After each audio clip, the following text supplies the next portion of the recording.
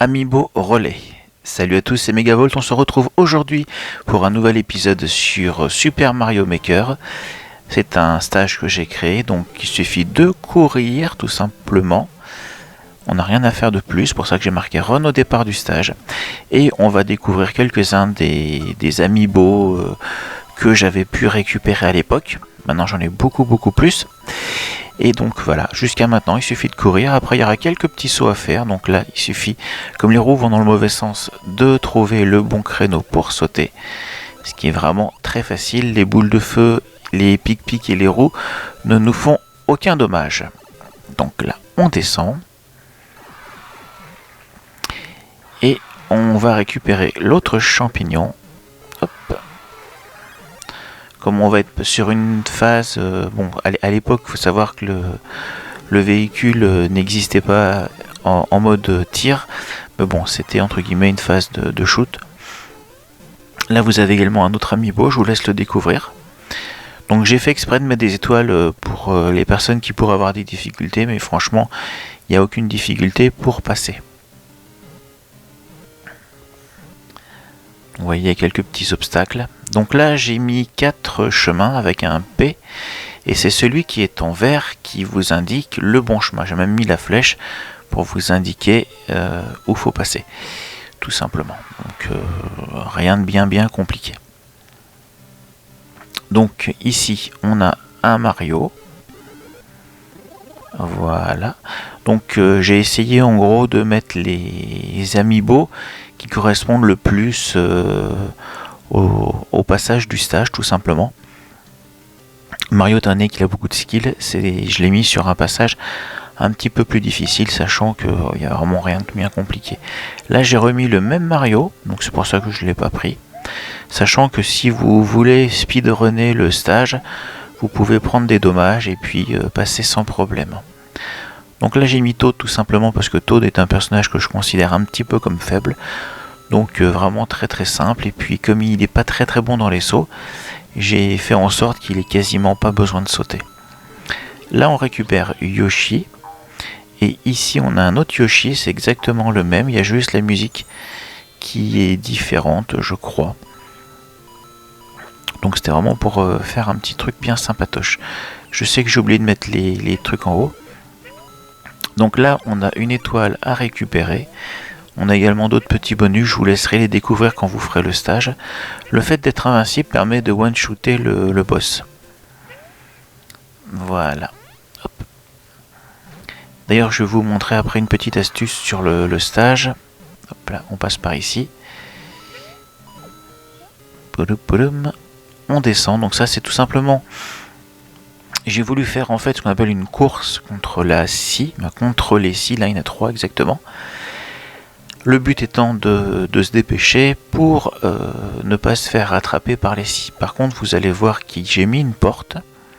Donc vous pouvez la prendre ou vous pouvez ne pas la prendre, c'est au choix. L'avantage, c'est qu'en passant par la porte, ça reset les scies. Donc c'est quand même plus facile. Par contre, j'ai mis un petit truc pour... voilà, vous allez voir. Hop, ici donc, petit bloc caché, on se transforme en monstre.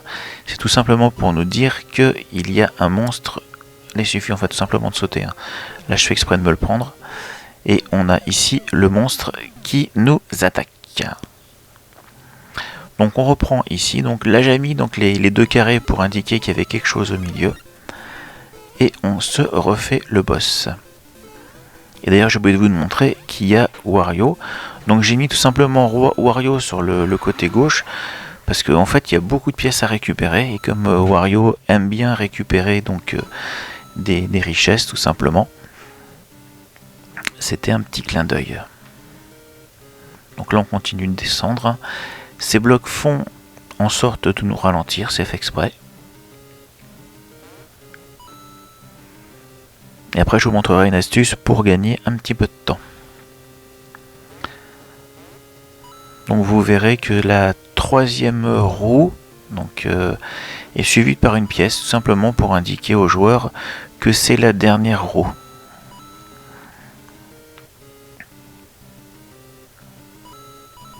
Voilà, là on se dépêche, on grimpe.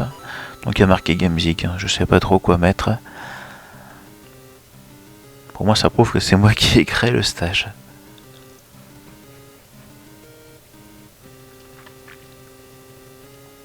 Voilà, on attend le passage de la 3e roue avec la petite pièce. Donc si on veut gagner du temps, on n'a pas obligé d'attendre qu'ils tombent tous, il suffit juste simplement de faire ça. Et on gagne du temps, parce que c'est vrai que j'avais peut-être pas baissé le temps sur celui-là. Donc là après on passe où on veut, de toute façon c'est pas bien grave. Étant donné que les roues sont devant et qu'on n'a plus aucun moyen de passer devant, après il n'y a pas vraiment besoin de se dépêcher. Donc vous voyez la porte avec le R, c'est là qu'on arrive lorsque l'on prend cette fameuse porte. Voilà, donc si vous voulez vous prenez la pièce, hein, c'est pas très compliqué. On peut voir qu'en bas en fait il n'y a rien. Donc on passe par le haut avec un petit saut. Hop. Comme c'est Wario, il récupère les pièces. Hein. Forcément vous le connaissez. Hop là. Et on continue sur la droite. Alors j'ai mis des blocs en haut pour éviter que les gens sautent, simplement pour qu'ils utilisent la technique de la course, parce que là en fait on a besoin de courir, on reste sur courir pour pouvoir passer les étapes comme au départ. On récupère l'étoile, on débloque les 2 blocs cachés. Allez, je vous montre le deuxième, il se trouve ici. Hop, et on passe, on est invulnérable, on est en Princesse Zelda. J'ai mis le canon sur le côté gauche pour donner l'impression en fait que c'est lui qui propulse. Attention à la flamme et à la... je sais pas comment on appelle ça, le truc de feu. Hop. Et on a un bloc point d'interrogation. Donc on récupère d'abord le checkpoint. On va taper ce fameux bloc dès qu'il arrive. Et il faut grimper sur le haut. C'est pour ça que j'ai mis des pics en bas. Pour faire comprendre aux joueurs que c'est plus facile en haut.